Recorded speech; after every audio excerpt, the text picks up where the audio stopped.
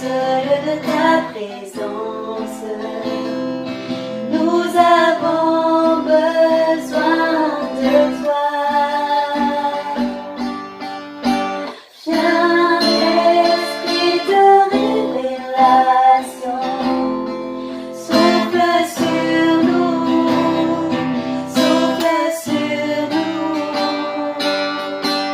Viens, esprit de révélation, Souffle sur nous, souffle sur nous.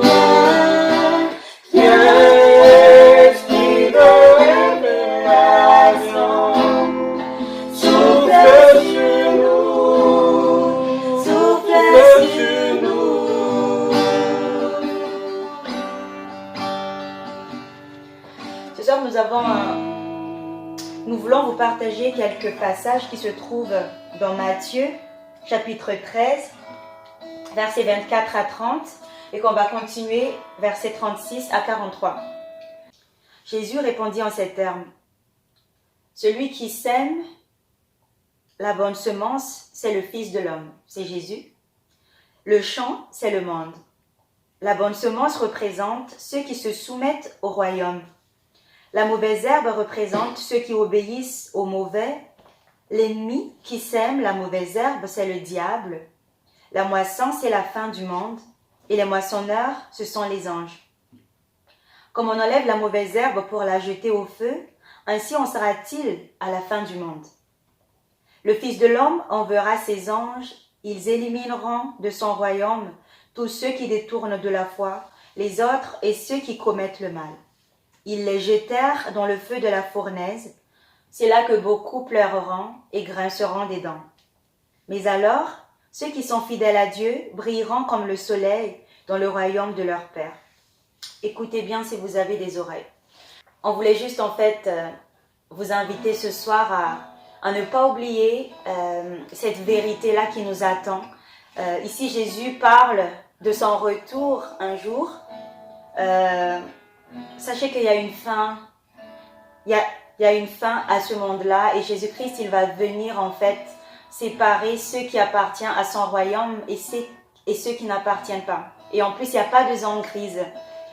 Mais la question qui se pose, tout ce qu'on a ici sur la terre va disparaître un jour.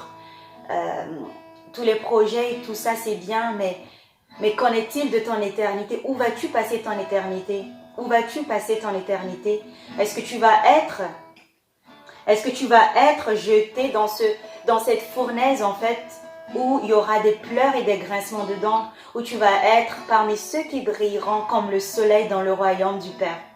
Nous voulons vraiment t'inviter ce soir que c'est encore possible pour toi d'être dans le royaume du Père parce que c'est ton identité, c'est ta place. Et Jésus-Christ est mort pour toi. C'est pour cela qu'il est venu à la croix, pour payer le prix de tes dettes, afin que tu sois réconcilié avec Dieu et que tu puisses avoir une relation personnelle avec Dieu. Car Dieu n'est pas une religion, mais avec Dieu, c'est vraiment une relation. Il est le meilleur papa, il est le meilleur sauveur. Tu peux lui parler de tout en fait.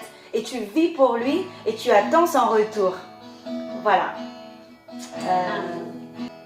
On s'attend à Jésus, hein, donc si vraiment comme ce message t'a parlé, moi je t'invite à ne pas hésiter, à ne pas encore attendre demain pour penser c'est quoi Jésus, c'est quoi la croix. Moi je te dis que c'est une bonne nouvelle pour toi. La croix reflète ta valeur, oui, elle reflète la laideur de ton état en tant que pécheur, mais en même temps elle reflète aussi comme ta valeur, à quel point tu es important pour Dieu. Alors, attends-toi à Dieu. Dès maintenant, ouvre ton cœur, reçois-le comme ton sauveur et vis pour lui. Et tu vas voir que ta vie va être comblée en fait. Et c'est vraiment magnifique avec Jésus-Christ. Et on est ici vraiment pour témoigner de tout ça en fait. Attends-toi à Jésus et tu vas voir que tout va changer. Je m'attends à toi, tu es tout pour moi, éclairé de ta présence.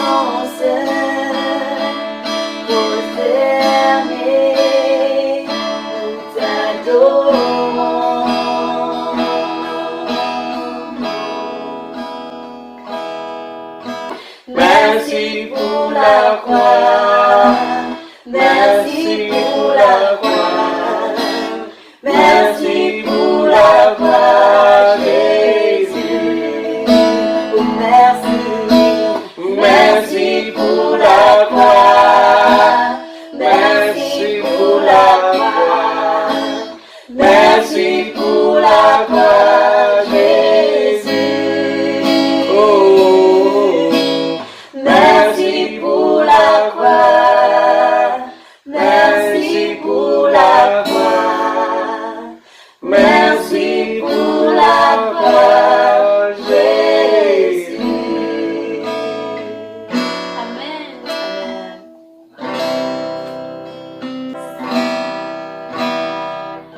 Jésus, donne-moi un cœur tout entier et complètement dévoué. Fais ce que tu veux de ma vie pour ta gloire. Alléluia.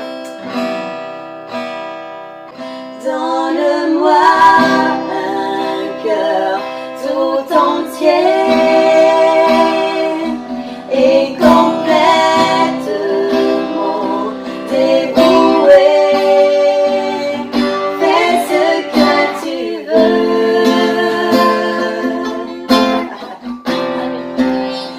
Fais ce que tu veux de ma vie.